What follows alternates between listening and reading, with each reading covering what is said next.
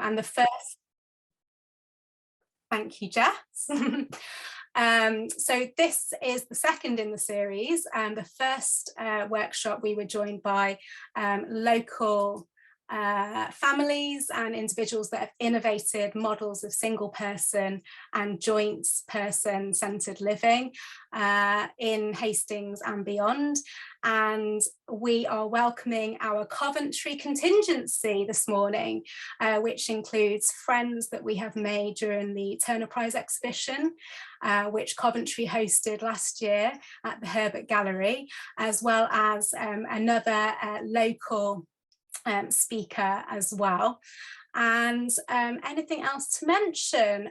Just so you've got an idea of timings, first we are going to hear from Julie Smith from Get a Life, which is an organisation pioneering the small support movement, occupying a new space, a unique space, which is brokering housing and providing highly personalised support in Coventry. We'll then be followed by Millie Rowland, who is a local disability arts leader, CEO of Boathouse Theatre in Hastings, sibling to Project Artworks artist Charlie Stevens, founder of Integrated Club Night, Millie's Disco, and Shared Lives carer for 12 years. We'll then take a comfort break at 12 for 5 minutes, just to stretch our legs and get a drink.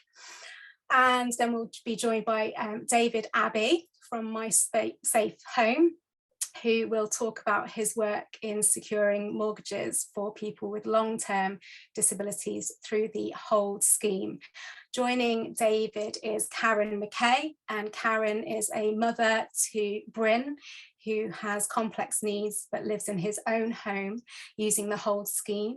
And Karen will be telling her and Bryn's story with a focus on their journey to his own home. Okay, and lastly, just to introduce our colleagues, Project Artworks colleagues. So I'm Esther Springett, previously Support Collective lead, now freelance path facilitator with Project Artworks. And I'm just going to hand over to my colleagues Jess and Sarah to introduce themselves.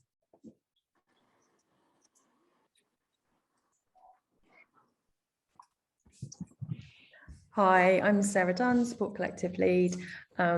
Lovely to see so many of you here today. That's fantastic. It's a really lovely turnout. We've got the panel discussion at the end of the presentation today, but we're conscious that some of you might have questions.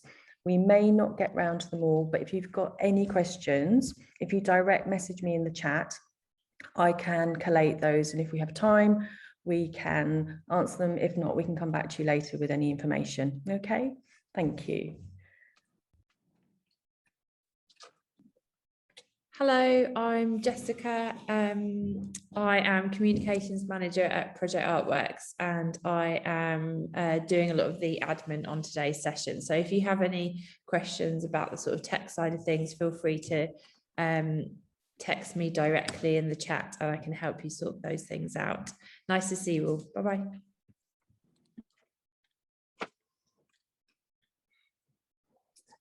Thank you, Jess and Sarah.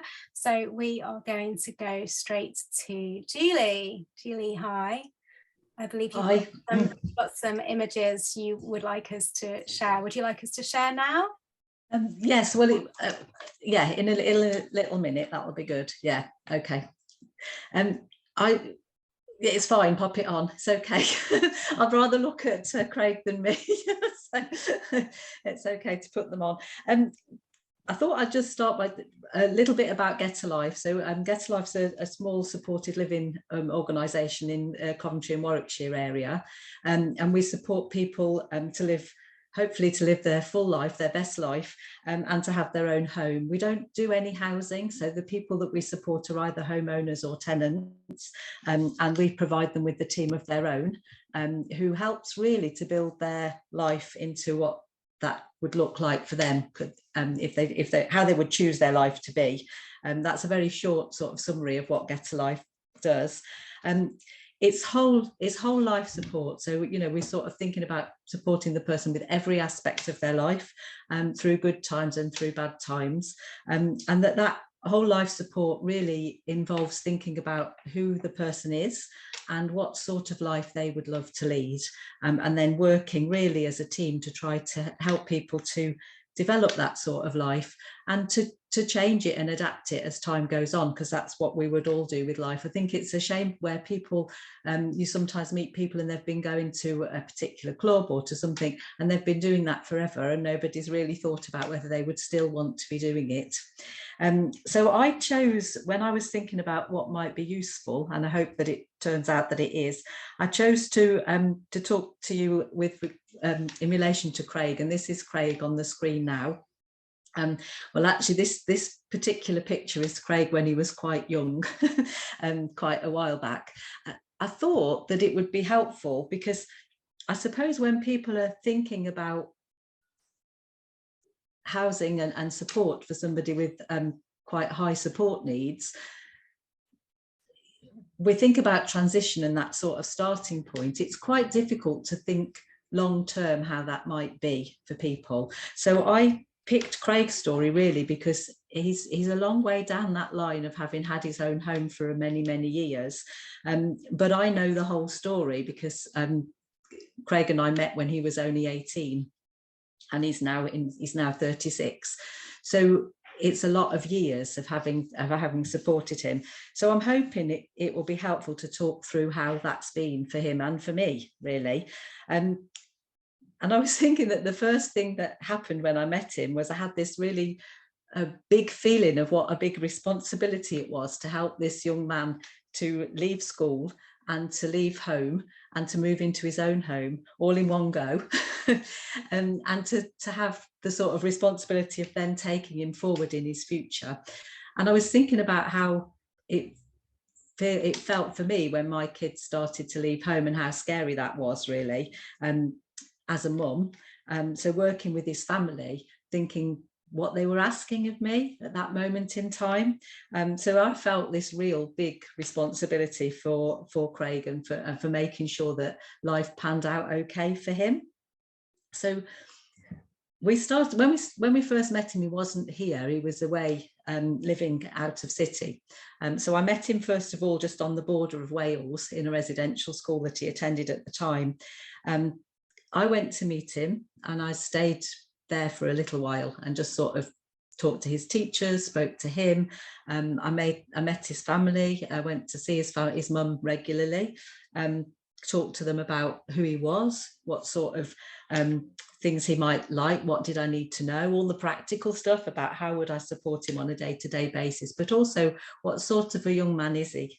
And then we started to think about how we could get staff to know that. So the first thing that happened was that we recruited a small team of staff. Craig has 3 members of staff in his team and they support him round the clock. So they would support him for the whole day.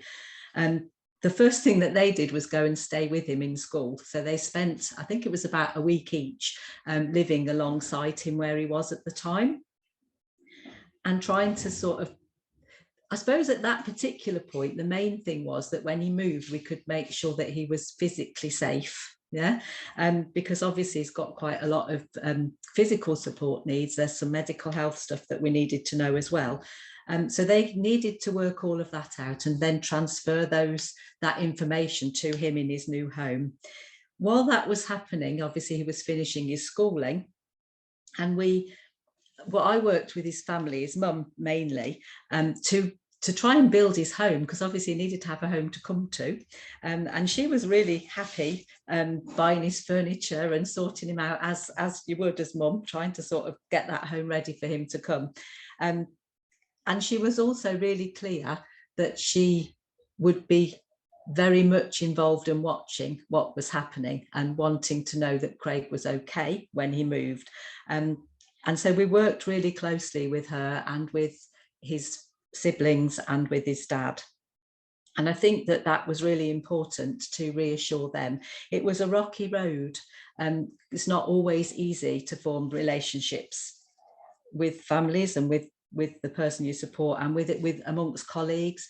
So there was lots of things that needed to be talked about. How do we do this? How do we do that? How do we feel about this? How do we contact you? How do we communicate? How much do people need to know? All those sorts of conversations to gradually build relationships. I think when I look back now, obviously I've known them all for around about 17 or 18 years, and that relationship has kept growing and kept growing and kept growing. And I think that we now have quite a good relationship. Well, we have a good relationship, and it's very clear that if there's anything that they're uncomfortable about or that doesn't feel quite right, people feel very confident to phone and to speak to me, and we sort things out as we go along. And I think that's really important. So Craig moved, and his early life, he was a young man, and in my mind it was very clear that he was a young man, and that he needed to be supported to live a young man's life. Yeah? He was very, very big into music, into motorbikes, into clubs and all sorts of stuff like that. So we supported him. I look back on it now, and when I'm talking to him, I say we supported him to have a wild youth.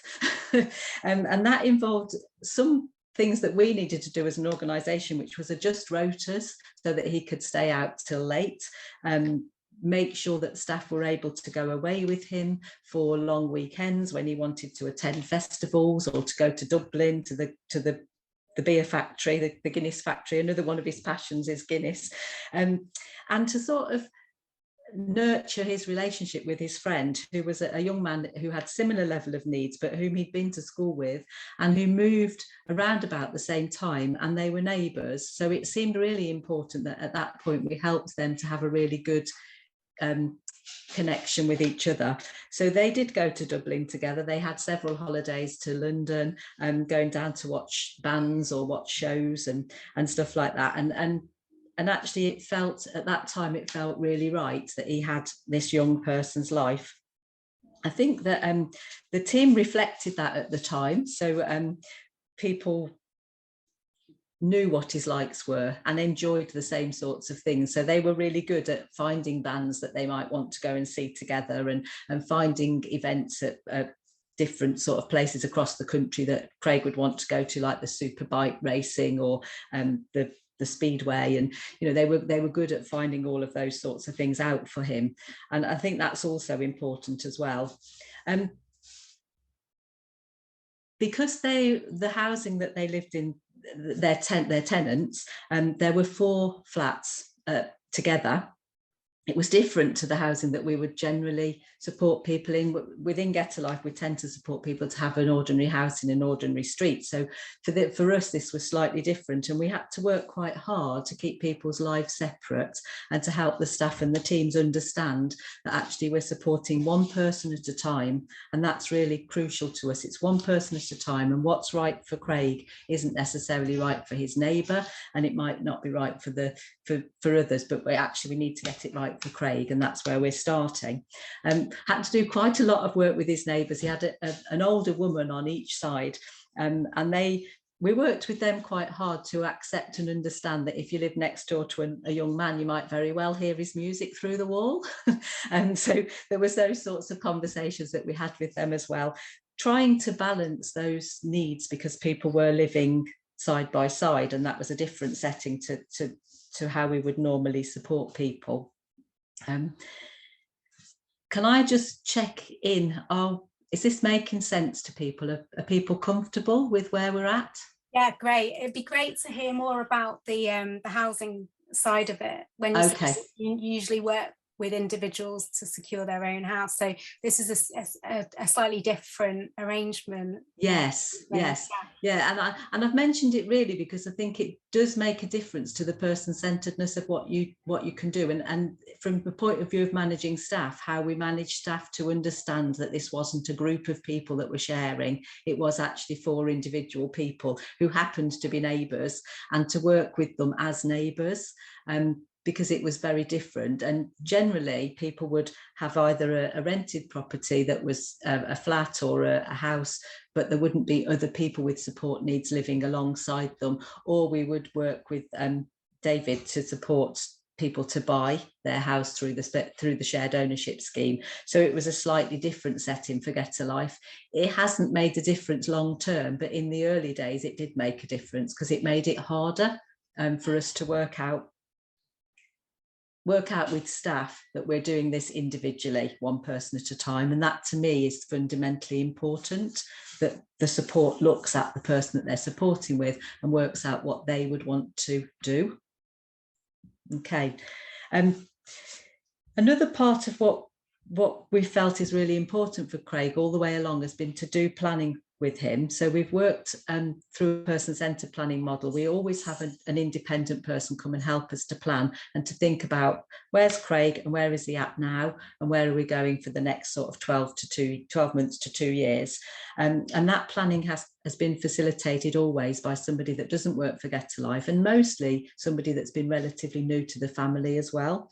It's always involved their family, the person, Craig's family, and actually that's made it work, because they know him better than anybody. Yeah, they tell stories of him when he's been growing up. They help you understand who the person is, and just sort of, and really can challenge what we're thinking. If we get stuck in service thinking, then they can challenge that. And some of the things that we've decided over the period of time on the planning days is we made a decision that Craig would have cruise holidays, and that was having tried him flying, and it actually was really uncomfortable for him, but also knowing that he's a twin, and his twin brother was doing a lot of travelling at a certain age of his life. So us thinking about what would Craig choose, we felt probably would make similar choices to his twin brother, and he would want to travel and explore. So we made the decision that we would support him on cruises each year, and you can see some of his wild activities going on there. And that we made a decision that we'd support him on the cruises in order for him to travel in a comfortable way. And having done that, he's been all over Europe, and he's been as far as the tip of Africa. There's a place, I don't remember what it's called, but the tip of Africa on his cruises, and really has enjoyed a lot of travel. And I think that's, again, it reflects the idea of him being a young man and growing up. We also, during the planning, were able to take the decision to support him to stop swimming, and that was quite important, because we were all feeling as a service that he got a lot out of the swimming in terms of it was good for his body. However, he was really uncomfortable in the water quite often, and got more and more loud in the way that he was telling us that. So the decision was made with everybody's agreement that actually he shouldn't be doing that. It was probably something he didn't want to do. We planned his 21st at the planning as well. That was a joint party with his twin brother. Again, a big event in life, and important from a person-centred point of view to get that right. So it was a great big party, and it was really good fun. Do you want me to answer the questions as we go along, or to look at them? No, you carry on. We are going to be having a panel discussion at the end, and if we have time, we'll answer the questions. If we don't, you will certainly follow up after the event with some more information relating to those questions. Okay, that's fine, thank you. So I said at the beginning that that the support was for life, and it was from the highs and the lows. And sadly, not that long after Craig moved, he lost his mum, and we were needing to support him through loss. And I think that to do that sensitively with a young man was really important. So making sure that we supported him appropriately to be with his family, that we supported him appropriately to attend funeral and to remember and to continue to remember. So we still support him Mother's Days, birthdays, Christmases, to go to visit mum's grave and to take flowers and to have those reflective times. So although we talk a lot about fun and parties, actually, if you're supporting somebody with their whole life, we also need to recognise the sadnesses and have a real empathy to do that sensitively and well for him. and for his family. And I think that the idea of having your own home and your own team makes that much more likely to work right. So your home is where you come back to, isn't it? Your home is where your security should be, where you feel safe, where you can let out your emotions, let out your feelings. So when I'm working with people and when I'm thinking about people, I feel really strongly that home isn't a building, it's a place, and people need to have a sense of home as well as a physical house. Yeah. And if it's your own, which Craig's is, if it's your own home, then you've got more chance of understanding that as an adult with a learning difficulty. You've got more chance of understanding that this is my place. If staff treat it as your home and know it's your home and behave, as we always say, you're a visitor here. Yeah. So, you know, people sometimes laugh at the little things, like I would never just go and use Craig's toilet or make myself a cup of tea. I would always say, can I use your bathroom, Craig? Can I make myself a cup of tea? Would you like me to make you a cup of tea? Is it okay if I can have one at the same time? So that real sort of subtle messages all the time in the way that we work with people that says, this is your house, and this is where you belong, where you're in charge, where it's all about you. This is your safe place. And this is where your family can come. So family can come and be together, and they can come together to grieve, to celebrate, to do whatever it is that the family needs to do at that time. Little things happened along the way. At one point, Craig's brother moved house, and he'd got a lot of stuff to store, and in Craig's house there's an upstairs space which Craig doesn't use, and so we had a request from his brother, can you have my stuff for a while? Yeah, so all of Craig's brother's things came and got put upstairs, and some people were questioning me on that and saying, you know, is that right? Is it not Craig being taken advantage of? And I was thinking, no, this is his brother and he's got the space to help. And why would you say no to your brother in that situation? And I just said to people, you know, if your brother asked you, what would you do? If you'd got the space, you'd say yes. And so I felt quite comfortable with that. I do believe the drum kit might be still there upstairs, but there you go. So I think sort of supporting people to be a part of their family in a way that they're giving and making a contribution as well is also important. So at times we've helped Craig to give his grandma lifts to the hospital when she's had appointments, to do bits of shopping for her when she's been struggling. And again, it comes back to home, doesn't it? Because he's moved back here, he was in Wales living away from family, because he's moved back here and he's been able to live really close to his family as an independent adult, then he's been able to contribute to his family with our support. He's been able to make those contributions and become a valued, you know, a person that can be supportive of others as well as somebody that needs their support and their time. We worked really hard with him to support an older relative who really obviously loved him very much and couldn't always get into where they were because of the physical access needs, but just driving past and dropping flowers and them coming out into the front garden and seeing them really brightened the week for that particular person. So I think, you know, there's the sense of home isn't just about having a house, but it's also knowing that you're in your own community, you're in your family, and you can offer things to others. I think that's been really important for Craig and for his family.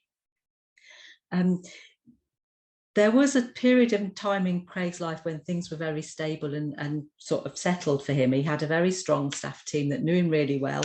So all through his sort of late 20s, right through to sort of early 30s, it was more or less the same people supporting him. And his life developed over time.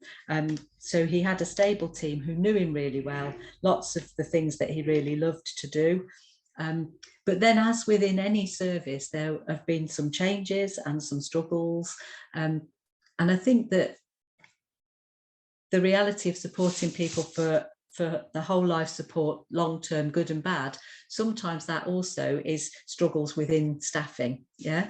And now building a new team post-COVID, we've got one member of staff that has been with him for a longer time, a new team manager and a newer member of staff.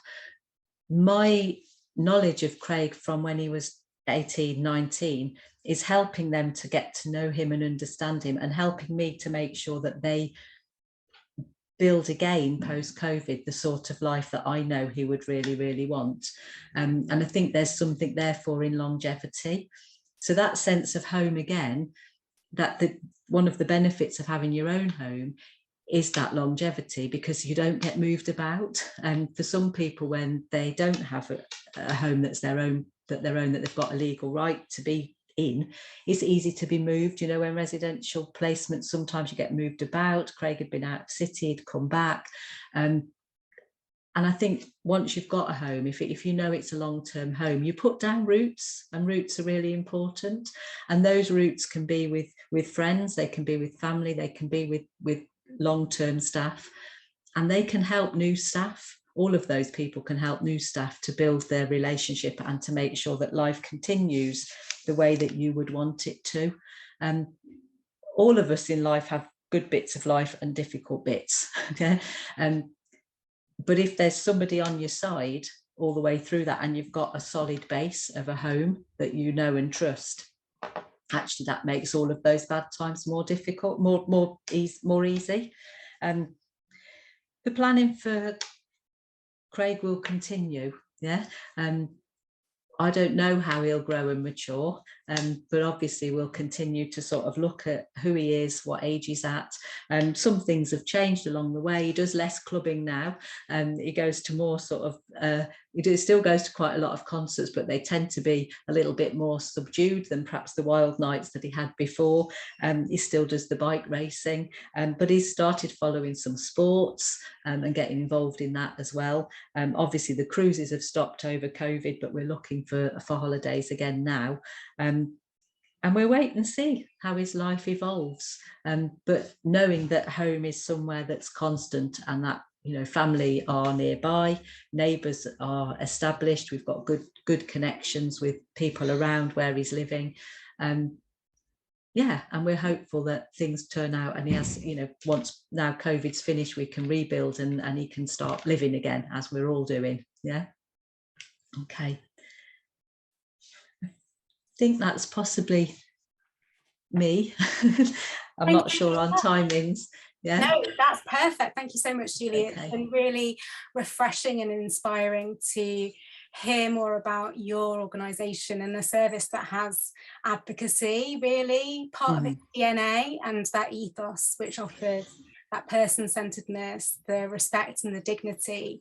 And thank you for sharing Craig's story, and yeah, so sensitively as well. And it was really lovely, because we don't often have a chance to kind of really follow, like you're saying, sometimes within services, you know, individuals' lives, and the continuity that your service provides, and that commitment is really unique, and something I know that we would love to see. It's key, really, isn't it, that you've got that sort of building relationship over a long period of time. It's really important. Yeah.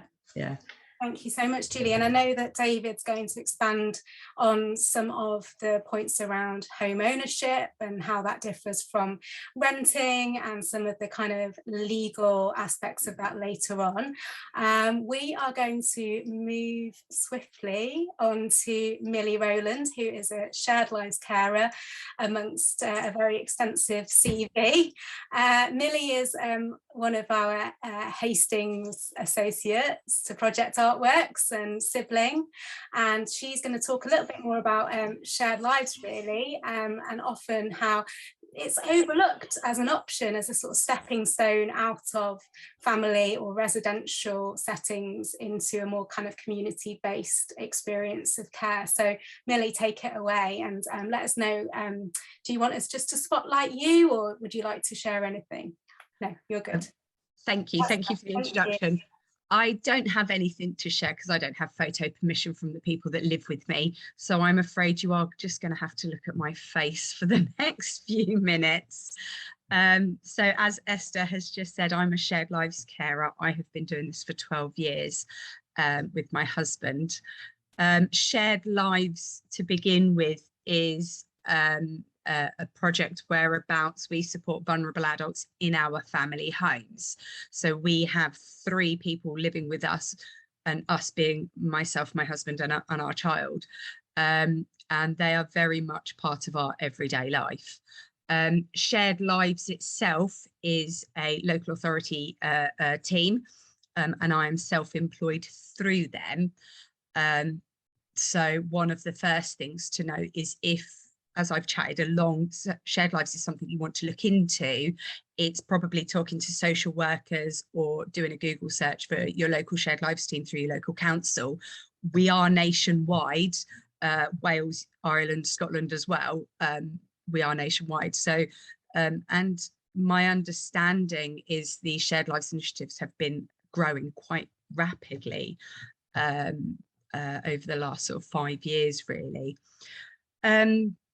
So Shared Lives, I've been doing this for 12 years, so I get a bit blasé about it, so I'll try and be as precise as I can. But basically, anybody can be a Shared Lives carer, in the sense that you can either own your own home or be in rented property. You go through quite a rigorous 3-month minimum what am I looking at, like an induction thing before you're actually approved, not too dissimilar to fostering and adoption, just to make sure that you are obviously a good, decent, suitable person to have vulnerable adults live with you. A lot of tricky questions, but they're worth it if this work is for you. My husband and I have annual reviews to make sure that our home is still up to scratch, like as in bricks and mortar wise, that we're still up to scratch. We go to panel every 3 years to make sure that the powers that be are still happy with us, that we still have approved DBSs. But we also have regular meetings with our Shared Lives officer. So they will come in once every month, 2 months, and chat with us, make sure that we're okay, make sure the members of the household are all okay. Is there anything they can help with? So that's kind of that boring background bit, but obviously it's important, because when you're looking for a placement for your child, regardless of age of your child, you want to know that they're going to the right household, that they're going to be safe, firstly. So we, as I said, we've got 3 people live with us. 3 people is maximum in Shared Lives. Any more than 3 people and you start creeping into either supported accommodation or residential status, I can't really tell you too much more about that, because I don't know. It's the honest there, but it's all about the legalities around housing, effectively. So it can be quite tricky. Something Julie obviously picked up on was, people have their own home, they live in their own house, and they have complete autonomy over that.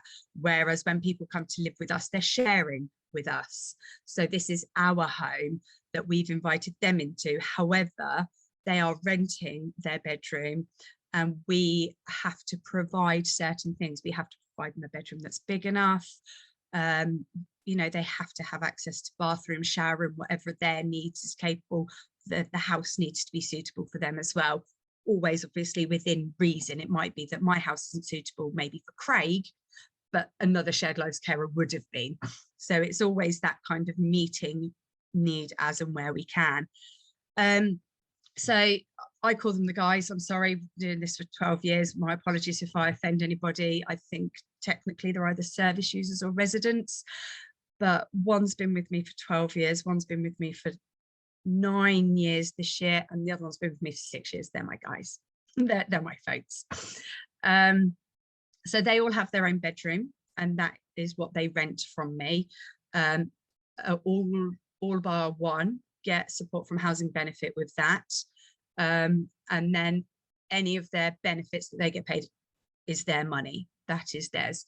So within their rent, they have access to their own bedroom, they have access to a bathroom, in our house a bathroom and a shower room, they have access to the communal lounge, have access to the garden, the kitchen, obviously the dining area. very much this is their home. The only place they don't have access to is each other's bedrooms. But equally, we've got two that have become quite good friends. So for the sake of a knock on the door, can I come in and play PlayStation? Yeah, of course. That builds nicely. Their rent will include 3 meals a day, electricity, gas, water, council tax, and TV license. All of that is covered within their rent. Obviously, if they want extra treats, I'm not going to go out and buy 20 bottles of Coca-Cola for one evening, but they can go and get those bits. And obviously, I always have treats in the house, because who doesn't like a treat? So yeah, this is their home. This is their home address. And we're very open to working very closely with those that have living family. So if families want to come and visit, we can make a communal room private for them if they wish for that to happen. If family are happy to go cram in a bedroom with the smelly socks, they're obviously welcome to go do that as well. But we work to actually vote in committee meetings. And actually, we do recommend financial crisis. Maybe I think their microphone isn't on mute. Oh, I think we're okay. I wasn't sure if I was mishearing a question. I was like, oh no, panic. Sorry. So yes, to say we work closely with families, yes, we do, with families that want to be involved, because whilst I personally work with adults with disabilities and on the autistic spectrum, and have worked with adults with mental health, some of these people over the years either haven't had living family available to help, or haven't wanted their families to be involved. And it's always about working with the person first. This is very much a person-centered initiative. I have over the years had the odd difficult conversation of, well, I'm really sorry, but this is actually your child's choice. It might not be your choice for them to do, but we need to see this through because this is their choice, and we've risk assessed and we believe that this is okay to go through. So family is very important. I'm very blessed actually that the 3 that live with us all have living family, all have very fabulous families. They visit them regularly both ways. Folks will go out and visit family, the families will come in, and it's just, you know, it's just nice. It's nice. I'll come home and there'll be so and so with their mum sat on the sofa having a nice cup of tea and a catch up, and that's how it should be. This is their home. I'm quite a community person, as you probably had through my wild introduction, and something for me that's quite important, and I make this apparent when I meet people, is that I like people if they wish to be part of the community. So one of the folks that has lived with us for 12 years, he actually now works full time. He's come completely off benefits. He works full time. He drives. And that was his dream, his aspiration. And that's his way of giving back to the community, if you will, that he is able to go out and work and be that person. You know, jobs over the years, I've had some of my members have chosen to go volunteer at the local YMCA. They've gone and volunteered at the digital school out at Rye. In fact, actually, one of our members volunteered at Project Artworks before he went into full-time work. So it's really nice that they get a chance to kind of experience that and build their links. So I currently have 2 in employment, and 1 currently not in employment, but by choice, and that too is okay. So trying to think sort of about shared lives. Housing, we have pets here. Something that I have to do before somebody moves in is I have to produce an about me. So there's this lovely piece of A4 folded paper with my face and my husband's face on the front, and this has a couple of snapshots of our home. If the room's available to have a photo of without anybody's personal items in it, then there'll be a photo of that as well, but it'll be a little breakdown of who we are, what we like to do, you know, what we're into, and then the service user will have a look at that and go, oh, actually they look quite cool, I'd like to go visit them, and have a look to see if that's the kind of place that I could live in. So then they will come and meet me, my husband, my crazy little toddler. We'll have a conversation around their needs and wants in life. And if that's the sort of thing that we can meet, if they get on with the house, if the physical setup's going to work. So we have steps into our house, we have stairs through the house. And then working on the positive note today. If that goes well, they then come back for a tea visit, and they'll stay for tea, spend a few hours with us. Again, if that goes well, they come for an overnight visit, so they get to spend 2 days with us, an overnight visit. Throughout all of this, they will be supported by either their social worker, their transitions worker, their resource officer, their family member, their chosen friend, whomever is the one that has seen them to get to Shared Lives. But they will also be supported by Shared Lives. They will be allocated an officer, a Shared Lives officer, and they will then visit a variety of Shared Lives providers, me being one. And when they have found the one that they think they might like to try, they will then come in and start that setup. When somebody says yes, and we say yes, there is then a 4-week cooling off period, whereabouts either I or the resident can turn around and say, nah, this isn't working, really sorry, we've given it a good shot over the last 4 weeks, this isn't working. And that would kind of be seen as the notice period. After that, it's a 4-week notice from either party. But I'll be honest with you, I've not yet known a Shared Lives carer that stuck to a 4-week notice. When my in-laws retired from this line of work, I think it took about 9 months for them all to eventually move out, because they wanted to make sure their residents went to the right place. It wasn't about booting them out, it was about finding them the right place. Over the 12 years, I have had 7 people live with us. And again, it's been exactly that same thing. If they've handed in their notice, I have said, thank you for your 4 weeks. Let's just wait until we find you the right place for you. And then if I've handed in my notice, again, it's been very similar of, okay, look, we've learned that I'm not meeting your need, but it's important to find your need is met. So let's go and look for that. Us Shared Lives carers are all different walks of life. My husband's into heavy metal. He used to play in a band. He's into motorbike racing. I used to work in nightclubs before I did this and before I got into the care industry. So we're very music orientated. We love going to the pub, going to gigs. And what's been really nice is over the 12 years, the folks that have lived with us have gone, yes, I am up for that. So we have all seen the darkness at the Delaware Pavilion. Everybody was at my husband's 40th party, headbanging to the local band. We're very inclusive. Every year we plan a holiday, which is quite amusing because I have one who absolutely hates the heat, hates sleeping in a tent, loves camping. Let's go camping in the summer. Okay, let's do this. So we tend to go camping every summer, and that is a choice. People can come and camp with us, or they can stay back at home. Equally, something that doesn't come up so much in my own household, but I'm aware does come up in other Shared Lives households, is holidays. And anybody can turn around and say, I want to go to Disneyland for 3 weeks.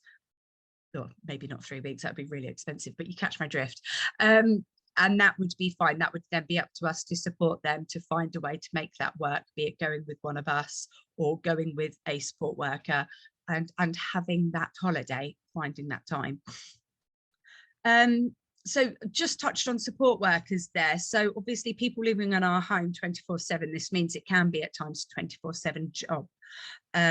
So in order for us to have a holiday with our particular guys at the moment means that my husband, child and I go away, because I have 2 out of 3 that whilst they have living relatives, they don't have a home to go to. So it's hard for them to actually go and stay overnight somewhere. So we tend to go away, and we have a support worker that's known to our guys. In fact, the guy that's been with us the longest picked him, and he will move into our home. And he effectively takes over me. So he will be here supporting with all of their needs once that might crop up during the week. And what's really nice is whereabouts they now have that level of comfortability. They have a holiday at home. they get takeout one night, they do movie night, they get beers and the popcorn in and have an evening, and it works really nicely. And it's nice for me to know that you know, I might be away on holiday having a bit of much needed me time, but they're also having a break from us and having their needed downtime as well. So that's a really important thing. So yeah, that works. But I was going to go somewhere else. I didn't write as many notes.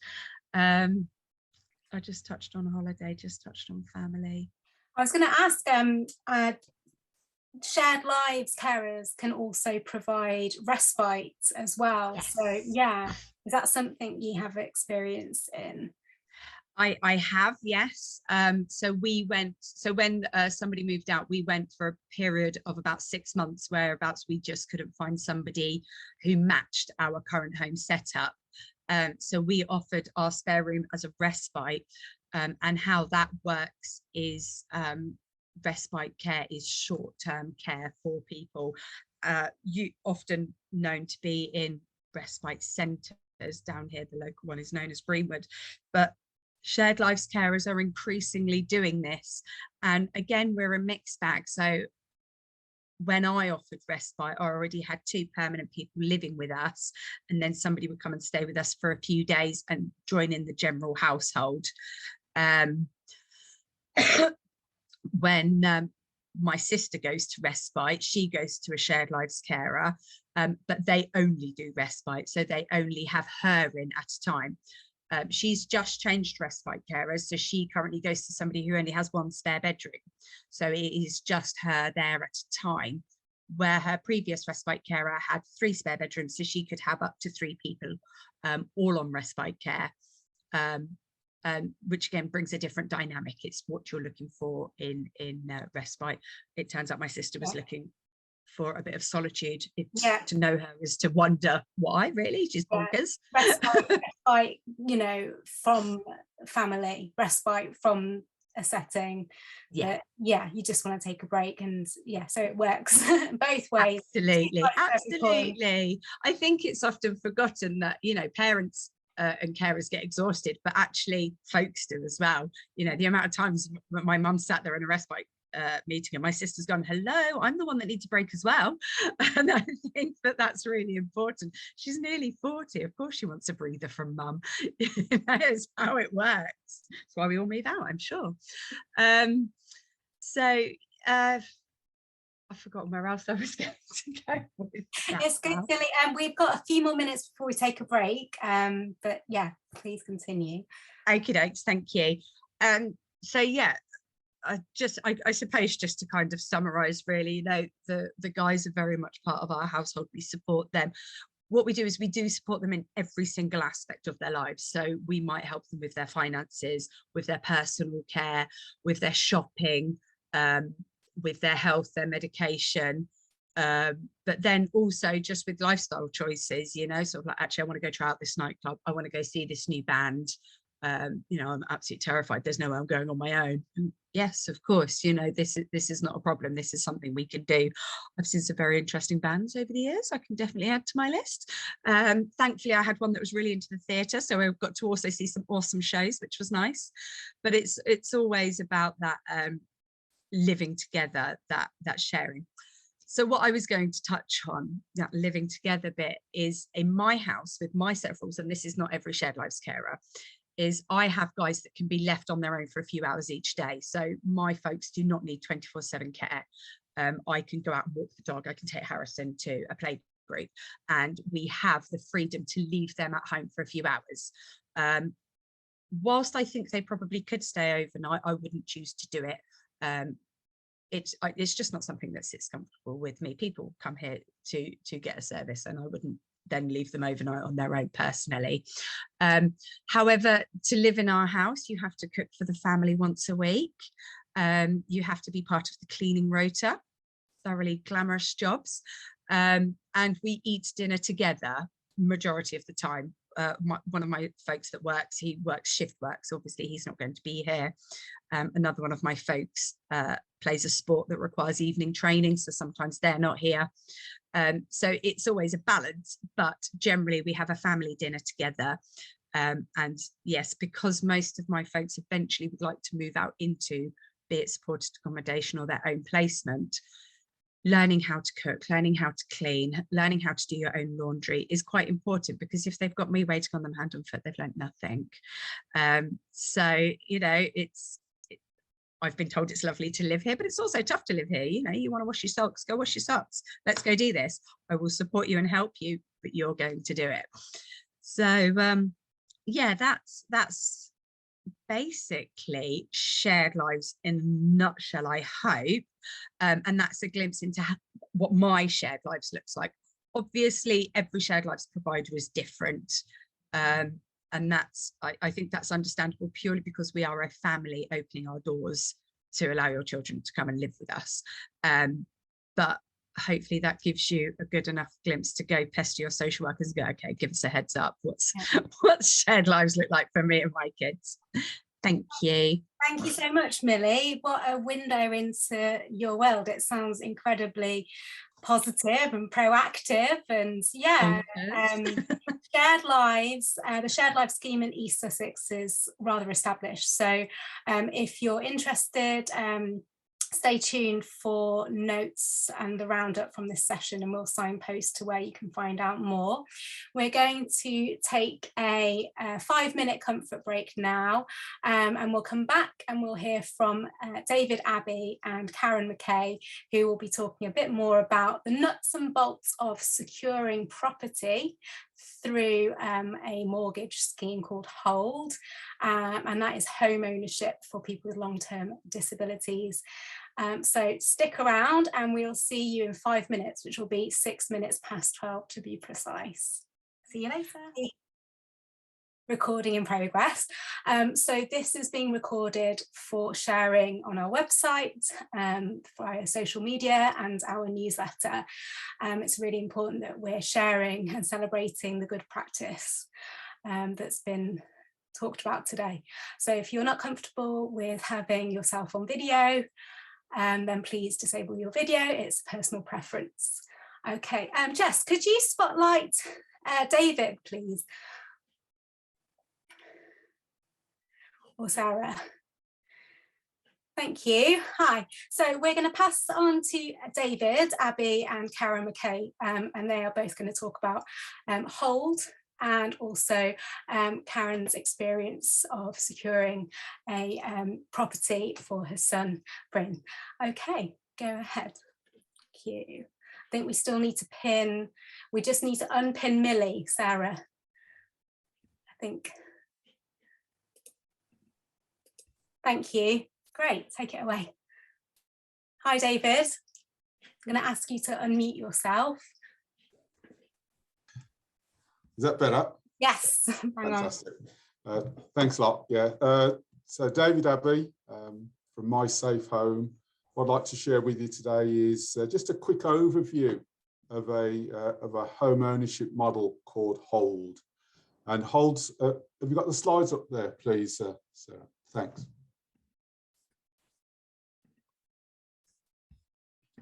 Yeah.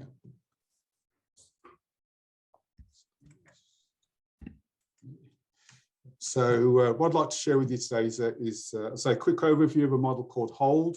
Hold stands for Hold stands for home ownership for people with long-term disabilities. It's a proven government-funded, affordable home ownership model. So the individual can choose the property that they want to live in through an estate agent, and it's an ordinary house on an ordinary street. The whole property is purchased by a housing association, then a share is sold to the person with a long-term disability, and the property becomes part buy, part rent. My Safe Home helped develop the Hold model in '97 with the Housing Corporation, government body, that have now enabled over 1,500 people to purchase a home of their own, and probably about 70% of those people who purchase a home of their own have either got a learning disability and or autism. But the model is for anybody with a long-term disability. It's just that we've tended to focus on those folks, as it were. Next slide, please. So Why do people love Hold? Hold gives people choice. So the individual can choose where they live and the kind of property that they live in. So some people choose to live in the same road as their parents in an area they feel safe and secure. Others want to live right on the other side of town and have some real fun. That's their choice. And they can choose a kind of property. So some people want the outside space of a garden and therefore they want a house. Others don't want that responsibility and they choose to live in an apartment. The other choices that people can have is they can choose who they live with, if anyone at all. And if I say 90% of the people we've helped have chosen to live in their own home with the care and support, where only 10% have chosen to live with somebody else, again with care and support. So they can choose who they live with. And we're lucky with this model. In '97, when the model was put together by the government, they gave people the choice to have the extra bedroom. So a single person can have a 2-bedroom property, and that's for a living carer today or in the future. And that kind of future-proofs the model. And that we've seen that over the years. And there's no bedroom tax if you have that second bedroom as an option. People can have control, so they can make the home their own. They can choose who provides the care. And if they need to change the care provider for any reason whatsoever, they can do so without losing the home. They don't become homeless because they've lost the care provider. They have stability and security of tenure. And we've heard from our earlier sessions today in terms of the long-term stability that Millie's Shared Lives was able to provide, and Julie as well with Get a Life, people being with her for nearly 2 decades. So it gives people stability, security of tenure. They can choose to live there for as long as they want. It can be their home for life. You know, we'd like to think so. We'll have people who have purchased their own home living in those properties 30, 40, 50 years from when they purchased it. And it gives people community engagement. And again, from our previous speakers, we've heard about community mentioned several times. And this is about community engagement. By living in the heart of your community, you can be really part of it. And that's where good care and support comes in as well. So just before I move on to the next slide, I just want to make a couple of points about the model. So I'm giving you a quick overview only today, but I know that professionals around the country are doing some great work, and many areas of the country, many local authorities have a range of housing options like shared housing, residential care, supported living, apartment schemes, private rental, and we heard from Millie Shared Lives as well. So the Hold, I'm not suggesting that Hold replaces all of that. Hold's just another housing option, and it's not for everybody. I'm not saying everybody with long-term disability should buy their own home, but it's an option that's works well for people who perhaps struggle to live with others and need that bespoke environment of home, if you like, and that works really, really well. And I suppose the ask I would have today is that parents, advocates, people with disabilities, please, please, please insist that professionals in your local authority offer the full range of housing options, including Hold, and how you can take the first step to see if that's going to be the right type of model for you to enable you to explore it. The second point is, as I go through this presentation, Hold is not a housing option that's based on people getting equity rich from house price inflation. It's really about providing an affordable, person-centered home that's safe, secure, and sustainable. And in my opinion, arguably the most person-centered housing option of all. Next slide, please.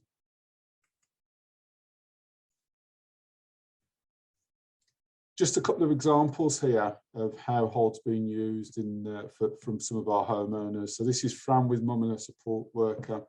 And this, for me, this photo shows partnership work. Fran lived at home with mum, but she wanted more independence. Mum wanted Fran to be settled for when she was no longer around, in her own home, where the landlord couldn't tell Fran to leave. But she also wanted Fran to be close by so that she could make sure that she was safe and having a good life. With the help of her mum and the support worker, Fran chose a home with 2 bedrooms and a lovely nice garden in the same street as mum. And she's lived there happily since 2009. Being so close, mum was able to pop round, especially in those early days, to provide a little bit of help and support when it was needed, which ensured that Fran had a smoother transition from living at home with mum to living in her own home. Next slide, please. This is Tim and Annie. Some people choose to live with others in their own home. As I said, about 150 people of the 1,500 homeowners we've helped so far have chosen this option. But we don't have people to put them together. We don't have connections to make those, if you like, buddies to live with. And I'm just going to tell you a little bit about Tim and Annie. So they were previously living in a group residential home that was closing down. After some person-centred planning with the residents went in, Tim and Annie said they wanted to live together. And the parents and the team, the care team around them, knew they could happily live together, as past experience had proved it. They'd lived in a care home and shared that space. Again, with their circle of support, they bought a semi-detached property close to both parents with the extra bedroom. So that a 3-bedroom solution.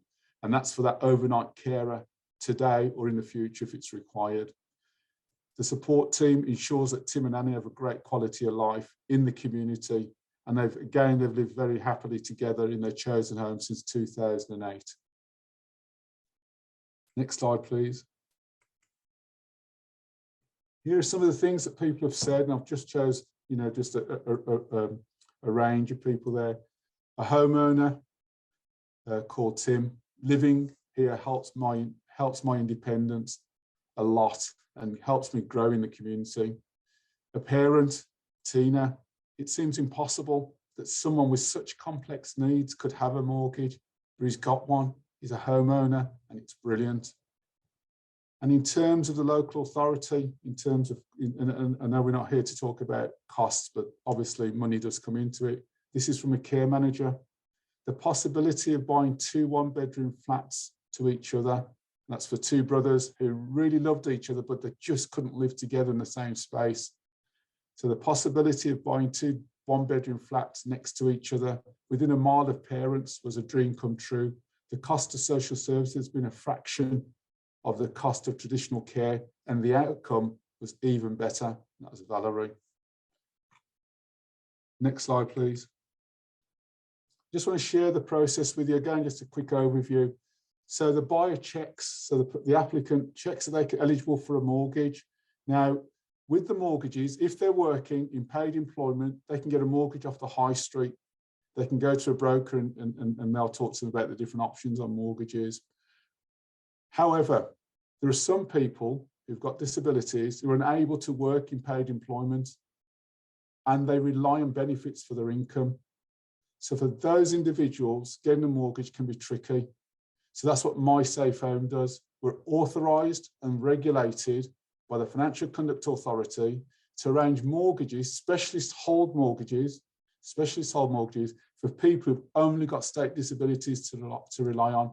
And we've got to make sure that mortgage is affordable and sustainable for the whole of their lives. So they could be living in those properties for the next 10, 20, 30, 40, 50 years or more.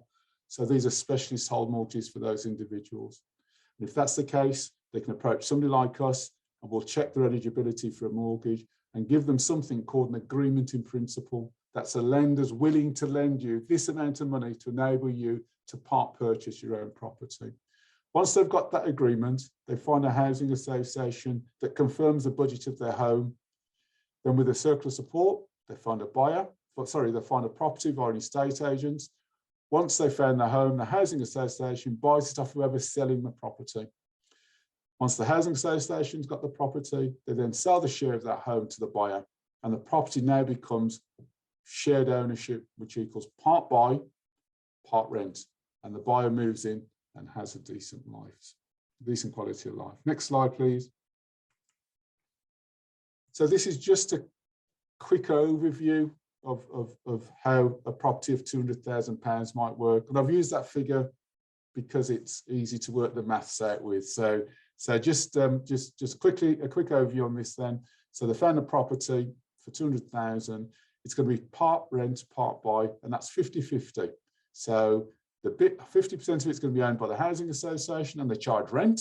And on there, you can see that the rent is £50 a week.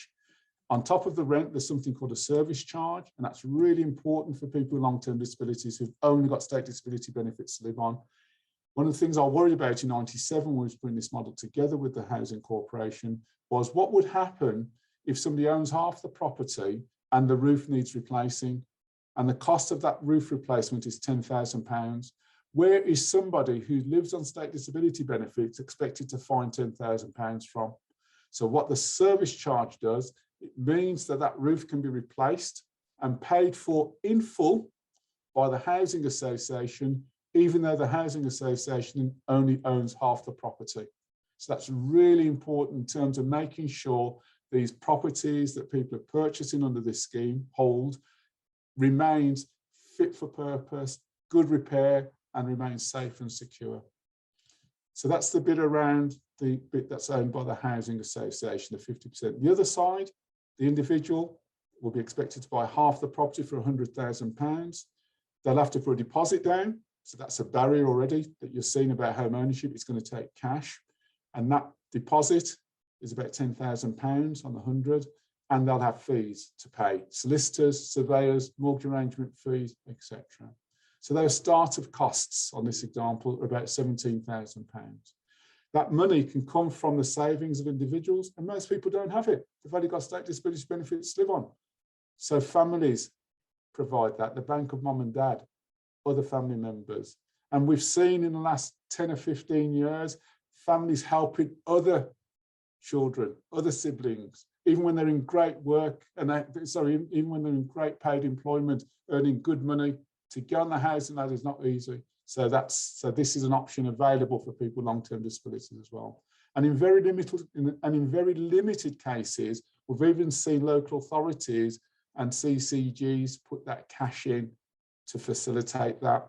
And the deposit that goes into the property is then repaid back to the local authority or the CCG when the property is sold. But bear in mind that property might not be sold for the next 10, 20, 30, 40 years or more, but they do get it back. So how does somebody get a mortgage for £90,000? MySafe Home arrange mortgages through lenders for these specialist Hold mortgages, or if they're in paid employment, they can get a mortgage on the high street. Hold is supported by Homes England. So that's a government grant, Homes England grant. So it's affordable housing with rent and service charge of £90 a week in total. And the mortgage, the help towards the mortgage, our homeowners will get some help towards the mortgage by a payment called SMI, Support Mortgage Interest, and that's about £30, but they still have to pay about £30 a week top up out of their own income towards that mortgage payment. So they get some help towards the mortgage. When the property is sold, any help they've had from the government towards the mortgage, they pay that back from the equity increase on their share of the property. If there isn't enough equity increase or there's no equity increase, the government just write that help towards the mortgage off, but they have to pay towards their mortgage about £30 a week. So it has to be affordable and sustainable from their state disability benefits. By that I mean ESA, Universal Credit, PIP, DLA, those sort of benefits. Okay. And just before we move on, I think it's really important just to make sure that people understand they can get the mortgage from anywhere. So they don't have to use MySafe Home to get a mortgage. They can get that from anywhere. But it is difficult if you've only got state disability benefits to live on. So it's just bearing in mind that there is a scheme there. There is an organisation that can support homeowners who've only got state disability benefits to live on. Certain criteria, certain, as with any lending, that's obviously the case. Next slide, please. As I say, this was just a quick overview of Hold. It's been around for 20 odd years. We've had our first homeowner moved in 1999, so they've been in their property for more than 20 years. It stood the test of time. You know, we've had different governments over that period of time. We've had a credit crunch during that period of time. We've had a pandemic very recently, and we've had welfare reform, and the model is still as strong as ever. One of the figures that we're very proud of as an organisation is that nearly 80% of our homeowners are still in their chosen property since we started in 1999. So we know if people have real choice about where they live, who they live with, who provides their care, in an area where they feel safe and secure, and they've got the second bedroom for living care or now or in the future, and they've got a good care team. You know, we've heard from Millie, we've heard from Julie, care is really, really important. We just provide the bricks and mortar that can be created into a home.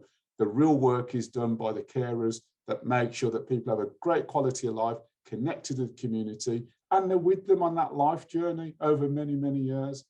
But we know it can work when those two pieces come together. If you want to know more about it, you want to explore more about Hold, those are our contact details, and you can give us a call, and we've got a great team here who are willing to help you explore it. The final slide. So I just thought it's only right that I'll finish my presentation with a selection of photos from people who matter the most, and that's our homeowners. And so here are some of our happy homeowners. Thank you for inviting me today, and I'll be on the panel a little bit later. Thank you. Thanks so much, David. Just to point out, there was a comment that's just come through around the house prices here locally in East Sussex, and it very much hinges on there being a shared ownership housing association who's going in together with you in order to make that affordable, so that ESA benefits contributions can be enough to cover it. So it does very much rely on a housing association inputting into that as well. So next we're going to hear from Karen McKay. Hello. Hi. So Jess and Sarah, if we can just pin Karen and get Karen's slides ready. And Karen's going to talk to us about securing a property for your son, Bryn. Okay. So if I'm quite conscious that after David's spoken, I think people have a lot of questions about the detail of the buying. Our story is really about why we came to this decision, how we came to it, and what it's meant for us. But what I'll try and do is pick out some of those details. And I know we haven't got huge amounts of time left, but I think people are really curious as to how on earth can you get a house for someone with complex needs. And that's, I'll just do what I can, but there'll be time at the end. So this is my lovely son, Bryn. He's 24, he'll be 25 soon. He's on the autism spectrum. And he's just bright, determined, very curious. He likes to take things apart, and that has become a very big problem for all of us. He's very self-directed. And really this is, as I said, just to share our experience of why we got there, because I feel not enough people, not enough families are aware of Hold. And so that's kind of why I put our story together, to try and share it. So can I have the next slide, please? So this is, if you can see on the screen, this is an online wiki. They're amazing. They are a really wonderful way to plan. And I just felt we needed that on the presentation somewhere.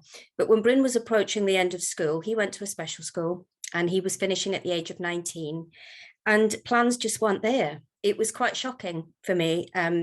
When he'd left respite, it's called short breaks, he used to go to when he was 18, there had been nothing to take its place. So we'd been left with nothing. And I was looking for things myself. And I felt, if this is going to happen when he leaves school, how are we going to get the right thing? What are we going to do? It was that cliff edge that families had told us about. Bryn was having a difficult time in his teenage years. It's a difficult time for many people. It was a hurricane for all of us. We kind of knew Bryn, we knew his needs, or so we thought, but we were getting into a different landscape. Bryn was having sudden rages. We couldn't always understand why. He started to have seizures, and that had a big impact on him.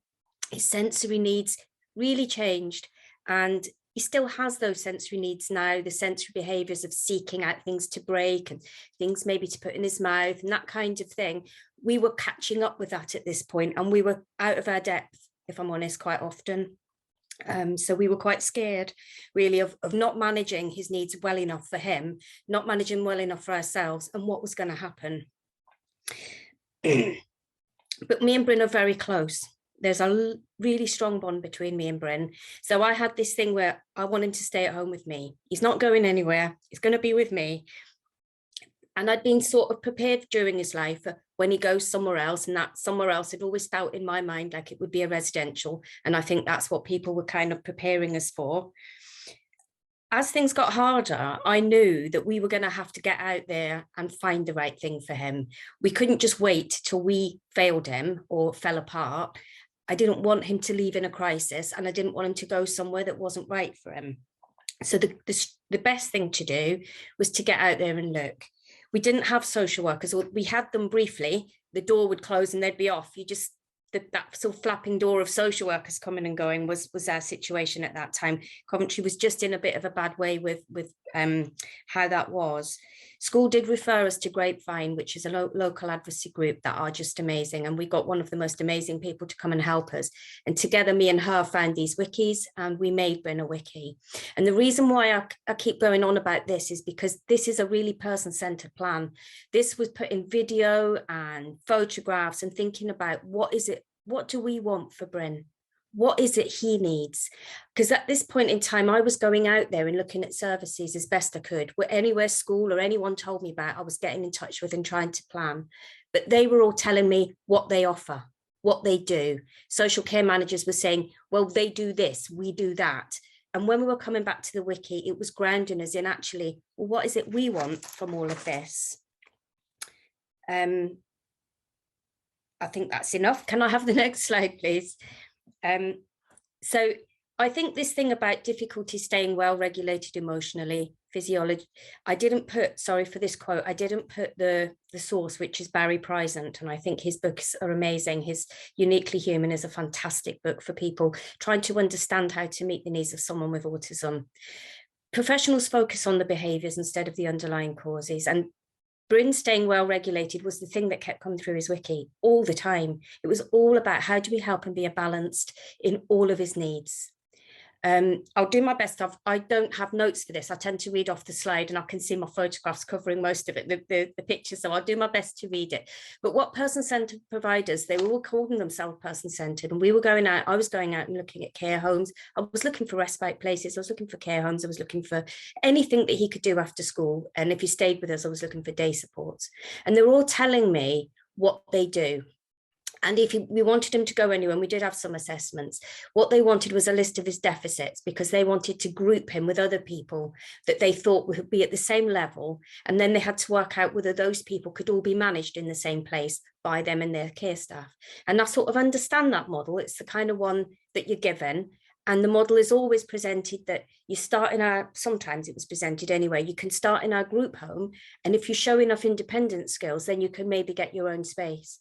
And I kept thinking, well, he's being set up to fail then, because where's the shame in having care needs? I used to get quite cross about it. Why is it seen as this ladder of achievement? Because if you need care, you're somewhere down the bottom of the ladder. What's that saying about care? He needed his own space and he needs support. And I feel that autism is very often just doesn't fit the models that we have. I was told by one manager, and this is the local provider that does a lot of care homes and where he actually went to for day support, not to worry when he eventually went to them for residential, because if he was having difficulty being regulated amongst other people like himself, they could safely restrain him because they were all trained in that. And I'm thinking, oh my God, that's not really reassuring me. And when he was with the day support, he left school when he was 19, he went to the day support. We were seeing this in action. His needs really were down the bottom of the list. He was given 2-to-1 funding for 2 carers, but he only ever had one person with him. And he couldn't join in the group activities. So he was always left stuck in the care centre, getting bored, getting restless, and coming home in some states of distress. He came home one day with just the neck of his T-shirt and all his T-shirt ripped off, just because he just hadn't had a good day there at all. So I was seeing it in action, what happens when his needs weren't being met properly. At least he was still coming home to me at the end of the day. But we kept coming back to the wiki. He needed somewhere. And Kyla had suggested, this is the lady from Grapevine who helped me do all this planning. She'd suggested his own home. And I thought that was a bit up high in the sky. I'd kind of believed in these other models. But I began to see what she meant. And we've heard from Julie from Get Alive. I read their book because Kyla gave it to me, and it was that really was, it was that helped me understand that this was going to be what was going to be the best thing for Bryn. And I, you know, excuse me, I've got COVID at the moment. I can't say that any of that has been wrong. We've definitely got him the right option. So I approached Get Alive. He was put onto their waiting list because they don't have a lot of space. They're not a big company that they're just trying to get people in. Can I have the next slide, please? I'm sorry if I'm talking too much. You're absolutely fine, Karen. Okay.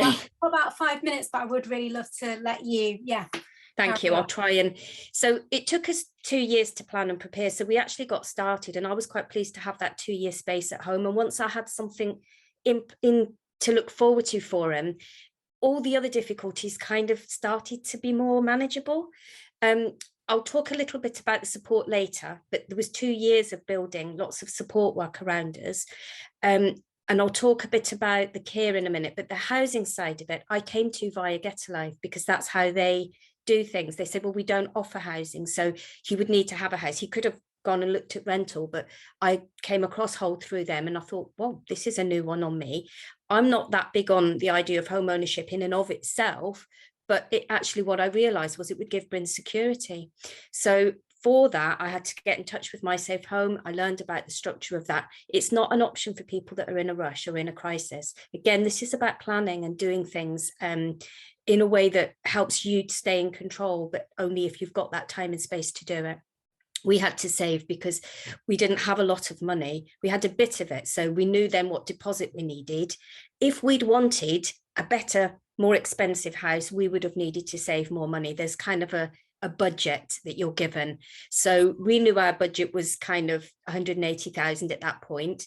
And then at some point I got in touch with Advanced Housing, and we also had to get deputyship. So we were doing that all through that 2 years. The care side of it, we had to find a social worker. We had to get the funding in place. We had to secure health funding. All of that is like Alice in Wonderland, falling down the rabbit hole. It really is. But somehow it all came together, and we had a wonderful social worker. So she really did help us pull it all together.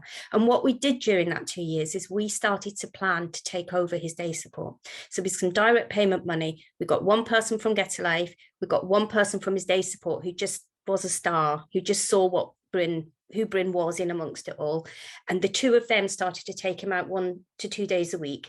And then gradually we built that team up. We took an extra person on at some point, and we had more and more of those days. And that has been important because that's allowed us to build things up and transfer it across to when he moved.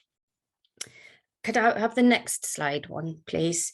So I would just quickly on this one say this 2 years made a huge difference to us. It was empowering for us as a family, and it was empowering, I think, just in terms of getting the care in place for all of us. We got the most wonderful speech and language therapists come along. Where Bryn had left school with almost very, very few, I was going to say almost no, but very few communication supports. I had tried, but never quite known how to do it. And with one speech and language therapist for the whole school, our expectations were always minimized about what we could do. Dinah actually said, let's see where we can get him. She helped me make him a book, and it was a slow curve, but once he got into it, he really flourished. The book grew. I made them PECS pull-off symbols. It got indexes and all sorts, and what it meant for him was that he was learning about choice. He was learning he didn't have to have his tantrum in the car and pull somebody's hair out because he was so frustrated because he wanted something. He actually started to learn. He put that little sentence together when he wanted to go to Asda one day. We could be in the car thinking, he needs a toilet, let's get home quick. He's kicking off because he needs something else, and we'd have disagreements. He just wanted to go to Asda.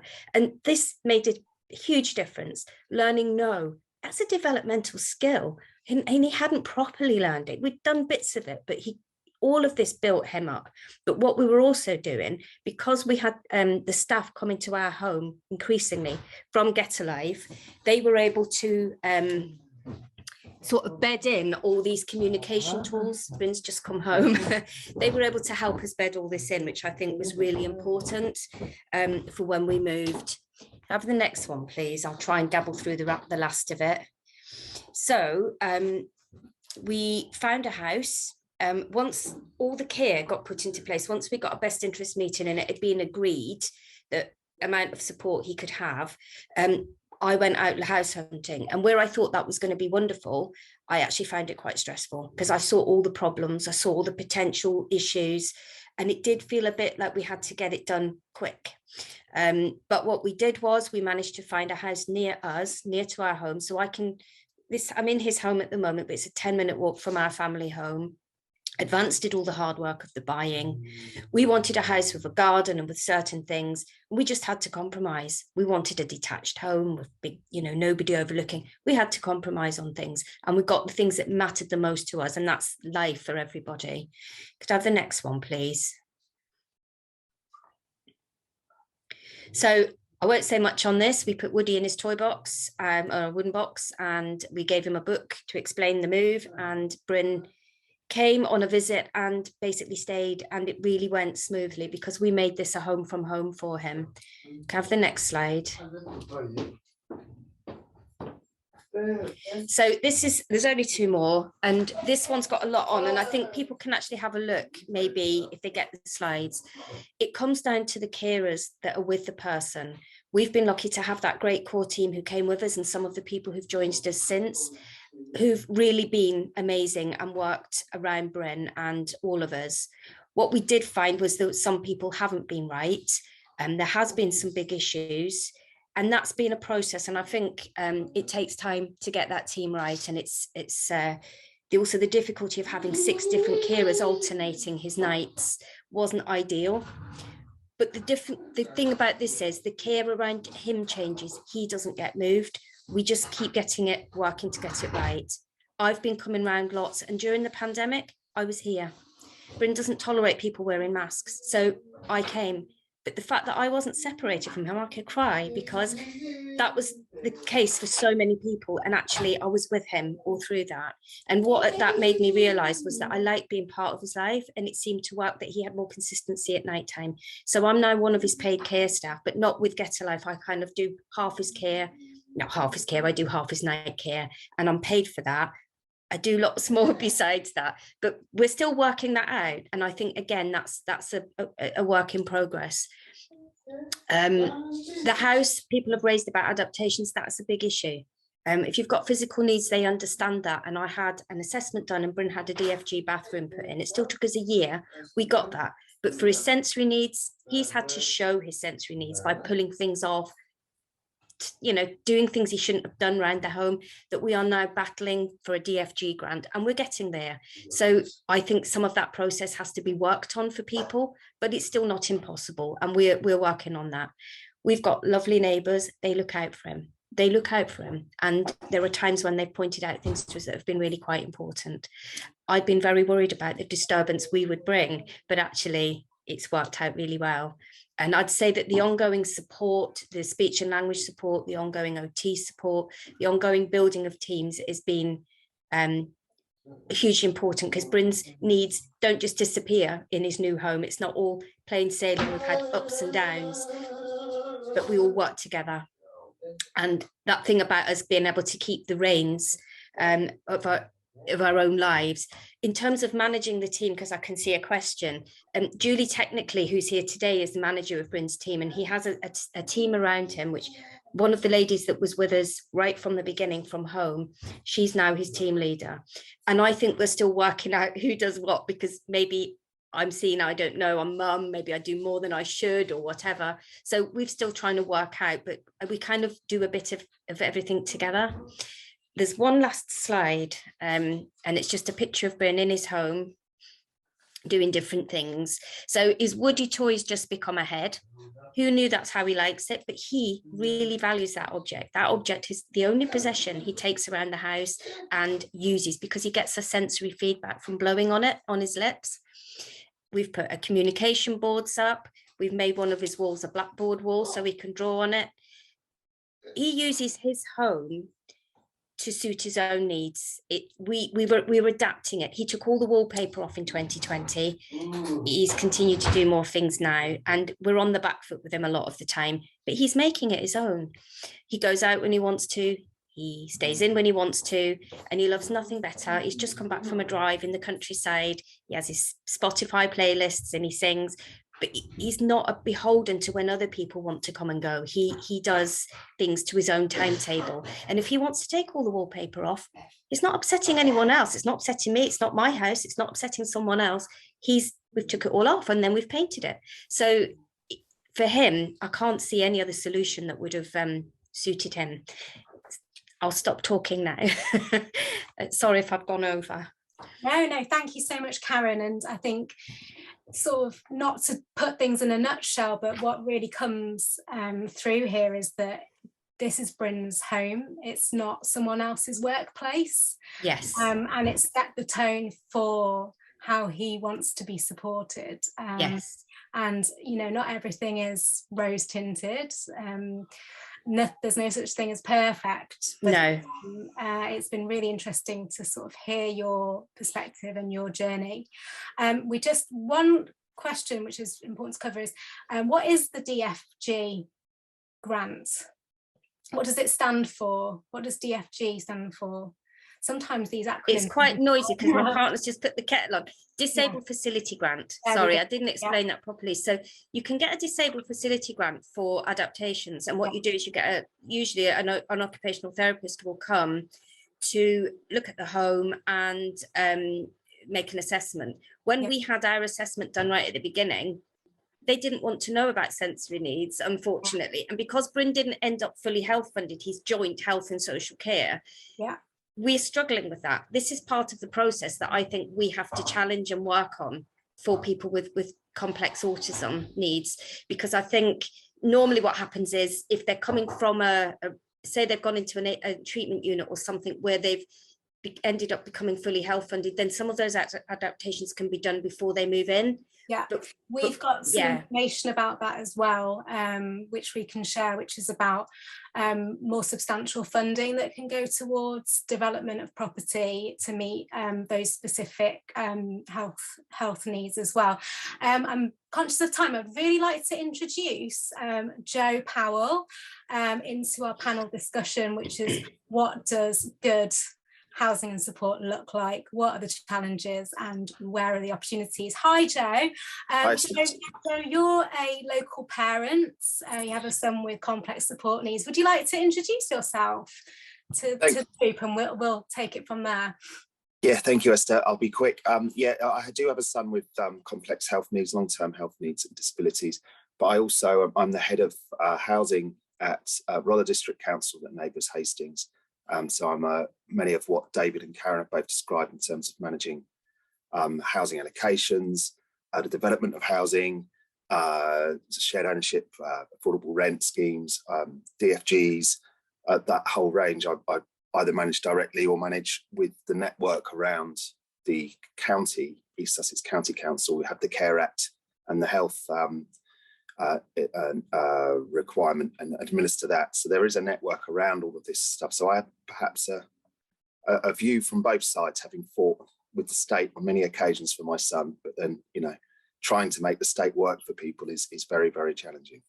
You're a very welcome ally, Jo. So if we can start off and just, I know we've had quite a lot of questions through, but we really wanted to focus this session on good practice and championing that. And I wanted to ask the panel where they thought the major challenges were in navigating some of this. So maybe Karen, you might add some light to this in terms of the property side of things. Care is a huge issue, of course, but if we're focusing on housing more specifically, and anyone else who wanted to add into that. Shall I kick off if then other people can? There's just been so many challenges. I mean, one of the challenges is having enough money.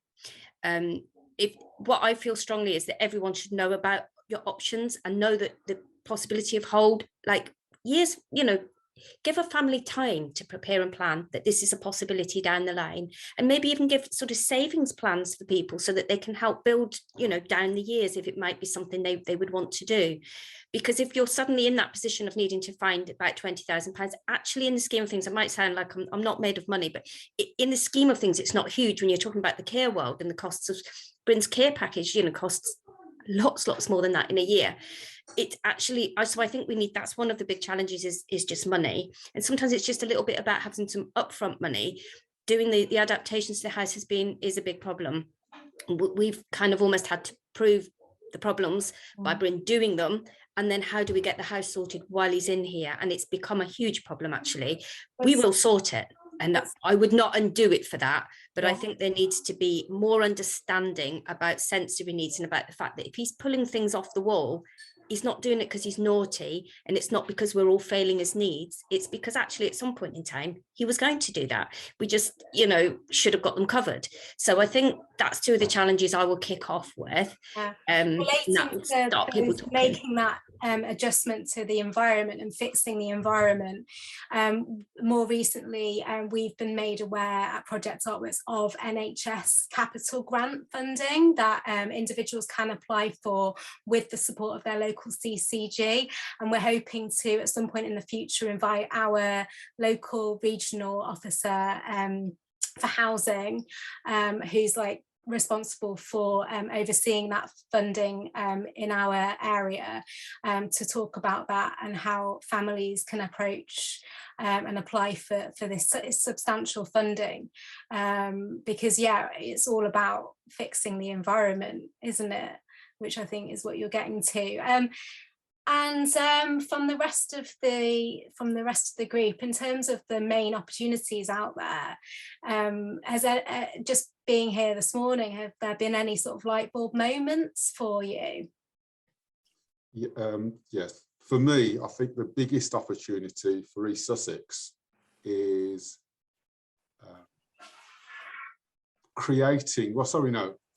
locating a housing association that can offer hold to the people of East Sussex.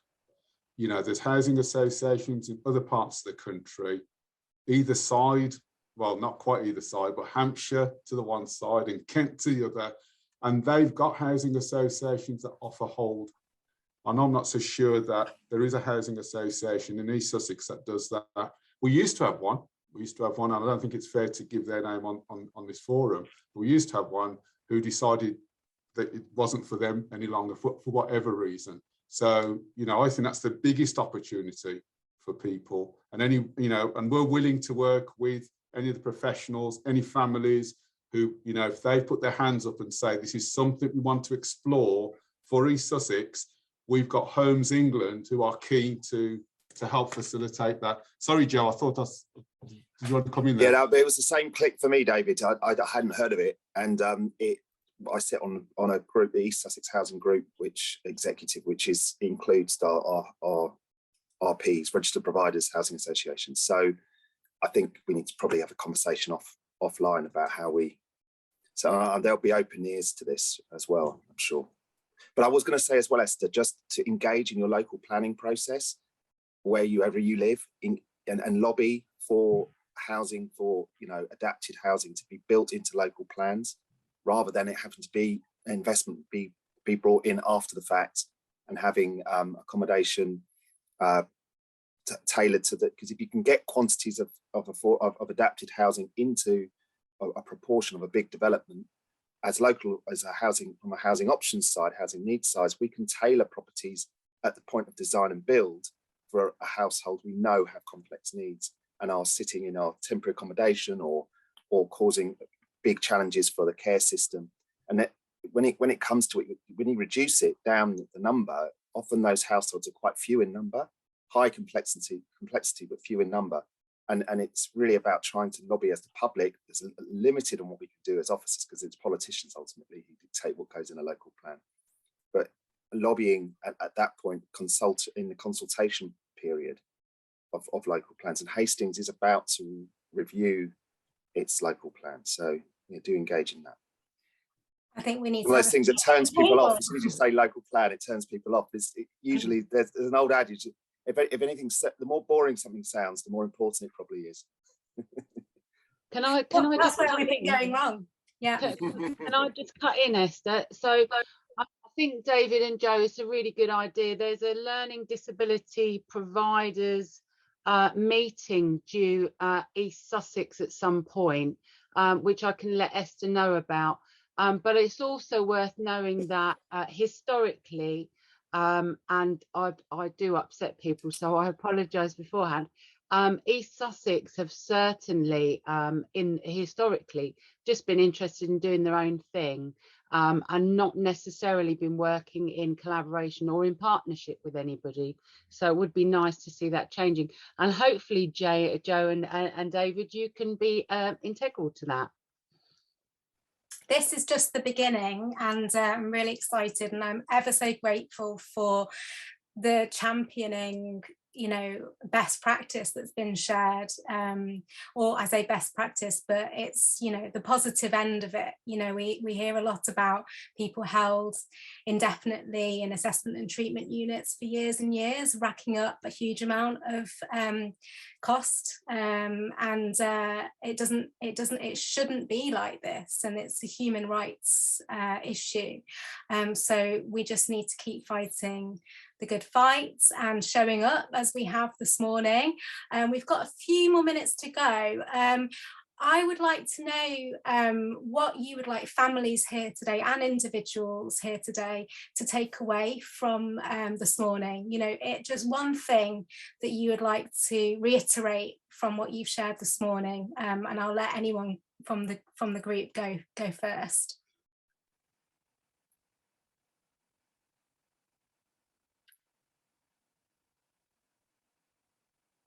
Don't all go at once. Okay, well, I was just thinking that don't settle for things just because you think that's all there is, really. Just make sure you keep an open mind and think about getting it right for people, rather than just that sort of, oh well, this is what's being offered, because there's always more than you get offered. If you look. Yeah.